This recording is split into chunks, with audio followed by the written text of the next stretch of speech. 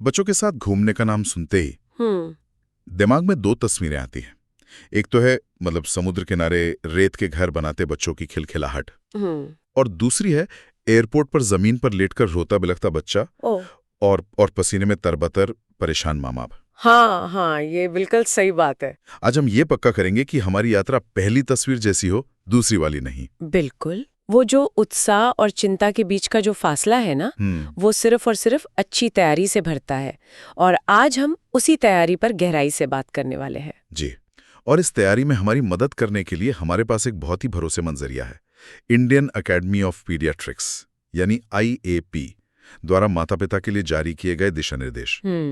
तो आज हमारा मकसद इन विशेषज्ञ सलाहों से सिर्फ जानकारी निकालना नहीं है, बल्कि उस डर को, उस चिंता को आत्मविश्वास में बदलना है, ताकि यात्रा बच्चों के लिए एक यादगार एडवेंचर बन सके। और ये गाइडलाइन बहुत अच्छी तरह से डिजाइन की गई है। मतलब ये उन सवालों के जवाब देती है जो हर माता पिता के मन में आते ही आते हैं। तो हम भी इन्हीं सवालों के इर्द गिर्द अपनी बातचीत को आगे बढ़ाएंगे। अच्छा। तैयारी से लेकर सफर के दौरान आने वाली छोटी बड़ी मुश्किलों तक हर पहलू को समझने की कोशिश करेंगे। तो चलिए सबसे पहले उस चीज पर आते हैं जो शायद सबसे ज्यादा चिंता का विषय होती है, खाना पीना और साफ सफाई। यात्रा में बच्चों के पेट का ध्यान कैसे रखा जाए, ये अपने आप में एक बहुत बड़ा काम है। हाँ, और गाइडलाइन इस मामले में बहुत साफ है।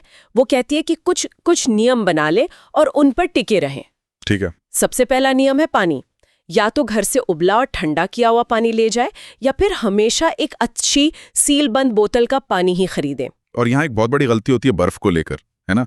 गर्मी में बच्चों को जूस पिलाते वक्त हम बर्फ डलवा लेते हैं, ये सोचे बिना कि वो पानी कैसा था। बिल्कुल सही पकड़ा आपने। गाइडलाइन साफ कहती हैं अज्ञात स्रोत से बनी बर्फ से पूरी तरह बचें। अब आते हैं खाने पर।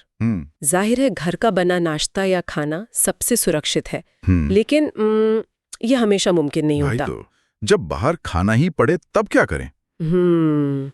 मेरी सबसे बड़ी चिंता तो स्ट्रीट फूड को लेकर होती है। बच्चों को वो बहुत ललचाता है, पर गाइडलाइन तो इसे पूरी तरह ना कहने को कहती है। ये थोड़ा मुश्किल हो सकता है। मुश्किल है पर जरूरी है, और इसका कारण भी है। बच्चों का इम्यून सिस्टम उतना मजबूत नहीं होता, और हमें नहीं पता कि स्ट्रीट फूड में पानी कौन सा इस्तेमाल हुआ है या वो कितनी देर से खुले में रखा है। सही बात है।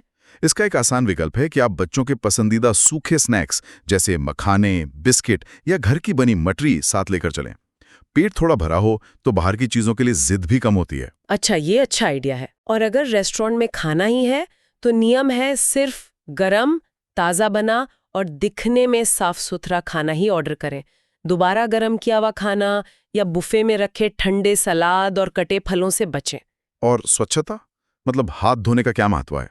वो तो सबसे जरूरी कवच है। साबुन और पानी से बार बार हाथ धोना हर तरह के इन्फेक्शन से बचाता है।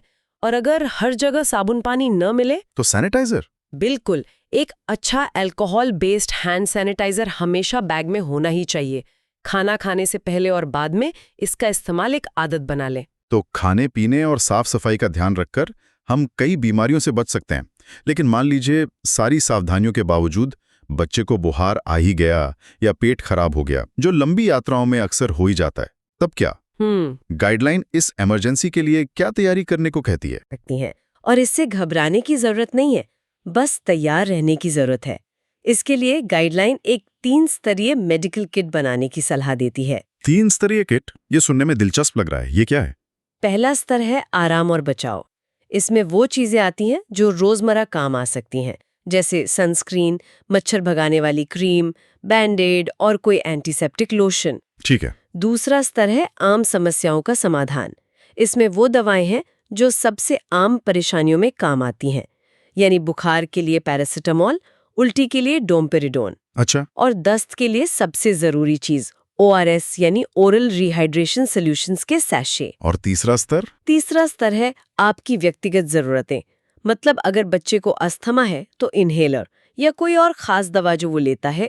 वाह, इस तरह से सोचने पर तो किट बनाना कितना आसान हो गया, वरना तो हम बस दवाइयों की लिस्ट बनाने में उलझे रहते हैं। यहाँ एक बात, आपने दस्त की दवा का जिक्र नहीं किया। कई लोग खुद से ही दस्त रोकने की दवा दे देते हैं, और यही सबसे बड़ी गलती है। गाइडलाइन इस पे खास जोर देती है कि बिना डॉक्टर की सलाह के बच्चों को कोई एंटीबायोटिक या दस्त रोकने वाली दवा बिल्कुल न दें। अच्छा, क्यों? दस्त क्या है ना, शरीर का तरीका है इन्फेक्शन को बाहर निकालने का। उसे रोकने से इन्फेक्शन शरीर में ज्यादा देर तक रह सकता है और हालत बिगड़ सकती है। ओहो। तो बस ORS का घोल देते रहें ताकि शरीर में पानी की कमी ना हो। यही सबसे सही इलाज है। और हाँ, किट में एक डिजिटल थर्मामीटर रखना कभी न भूलें। तो तैयारी की बात तो हो गई, लेकिन अब आते हैं उस पहलू पर जो यात्रा को यादगार बनाता है, मजा और रोमांच। कई बार बच्चे लंबी यात्रा में ऊब जाते हैं, चिड़चिड़े हो जाते हैं और फिर पूरा माहौल ही खराब हो जाता है। यात्रा को बच्चों के लिए बोझिल होने से कैसे बचाया जाए? इसका सबसे अच्छा तरीका है कि बच्चों को सिर्फ एक पैसेंजर की तरह साथ न ले जाएं, बल्कि उन्हें ट्रैवल पार्टनर बनाएं। Travel partner? हाँ, उन्हें यात्रा की योजना में शामिल करें। अगर बच्चे थोड़े बड़े हैं तो उनसे पूछें कि वो कौन सी जगह देखना चाहेंगे, या उस जगह के बारे में साथ मिलकर ऑनलाइन पढ़ें। उन्हें एक छोटी नोटबुक दें ताकि वो अपनी ट्रैवल डायरी बना सकें। ये तो बहुत अच्छा आइडिया है, लेकिन छोटे बच्चों को नोटबुक में लिखने के लिए कैसे मनाएंगे?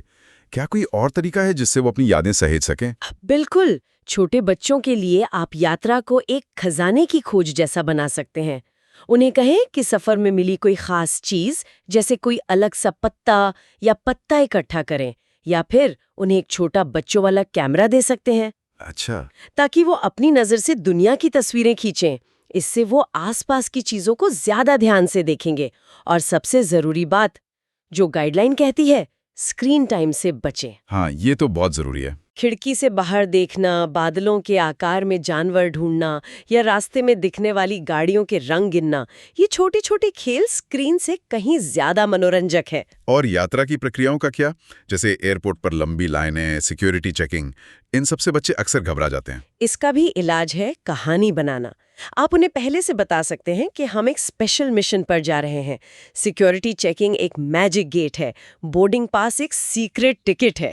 हाँ हाँ। जब आप इसे खेल बना देते हैं तो उनकी घबराहट उत्साह में बदल जाती है। और हाँ, एक छोटा सा नया खिलौना बैग में छुपा कर रखें, और जब बच्चा बहुत परेशान हो तो उसे सरप्राइज दें। यह हमेशा काम करता है। बिल्कुल।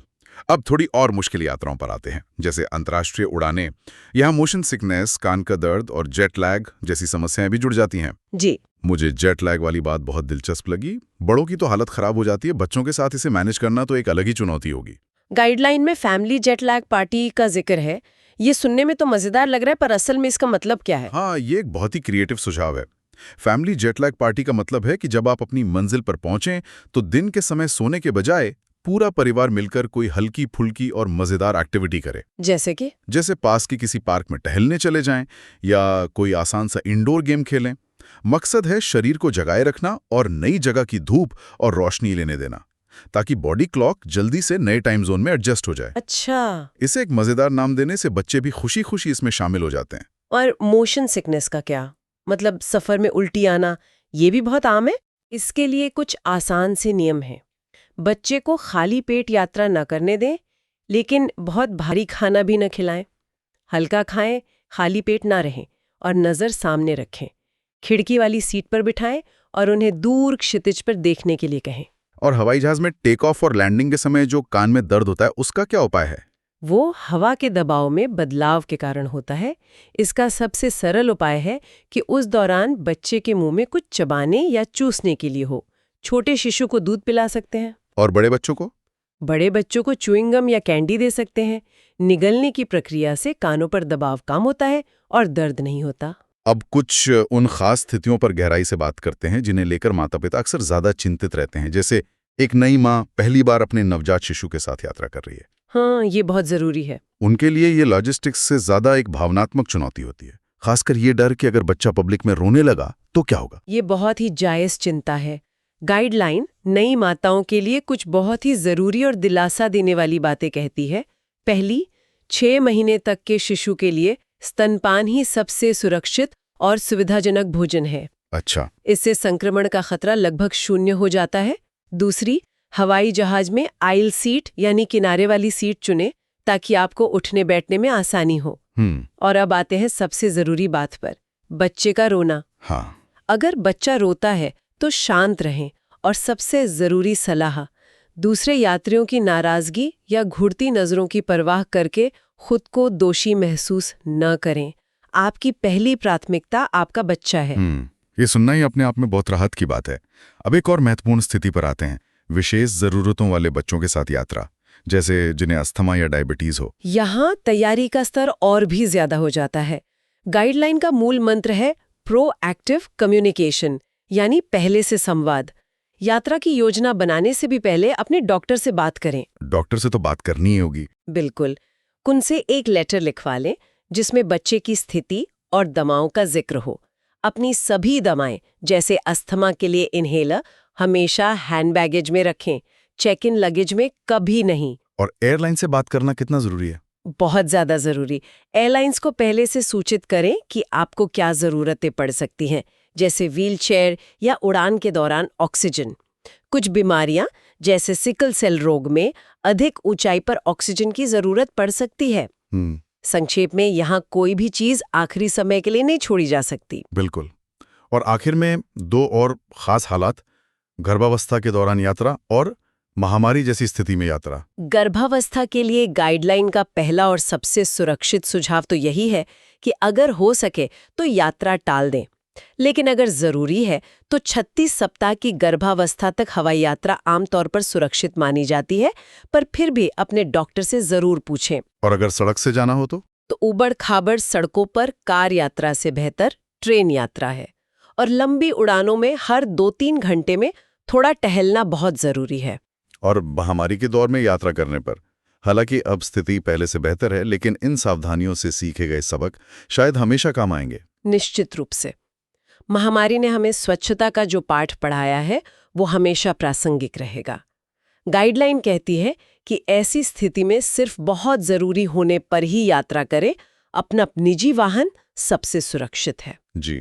और एक बहुत ही महत्वपूर्ण सुरक्षा टिप जो हर समय काम आती है, बच्चे को ये जरूर सिखाएं कि अगर वो कभी भीड़ में खो जाएं तो घबराएं नहीं और मदद के लिए हमेशा किसी वर्दी वाले पुलिसकर्मी या अथॉरिटी के पास जाएं। तो इस पूरी चर्चा का सार यही निकलता है कि बच्चों के साथ यात्रा एक मुश्किल परीक्षा नहीं है, अगर उसकी तैयारी सही ढंग से की जाए। हाँ, स्वास्थ्य और सुरक्षा को प्राथमिकता देना, बच्चों को यात्रा का हिस्सा बनाना और उसे एक एडवेंचर की तरह पेश करना, यही सफल और सुखद यात्रा का मंत्र है। बिल्कुल। जब माता पिता शांत और तैयार होते हैं तो उनका आत्मविश्वास बच्चों में भी झलकता है। योजना बनाने से आखिरी समय का तनाव कम होता है और पूरा परिवार बस यात्रा का आनंद ले पाता है। जाते जाते सुनने वालों के लिए एक विचार छोड़ जाते हैं। ये दिशा निर्देश यात्रा को प्रबंधित करने के बारे में बेहतरीन सलाह देते हैं, लेकिन हमने कैसे पर तो बहुत बात कर ली, पर क्यों पर नहीं। तो सवाल यह है कि एक परिवार अपनी पहली यात्रा पर ऐसी कौन सी एक छोटी सी परंपरा या खेल शुरू कर सकता है जिसे वे आने वाले कई सालों तक हर यात्रा में जारी रख सकें, जिससे सिर्फ मंजिल ही नहीं बल्कि सफर अपने आप में एक अनमोल याद बन जाए।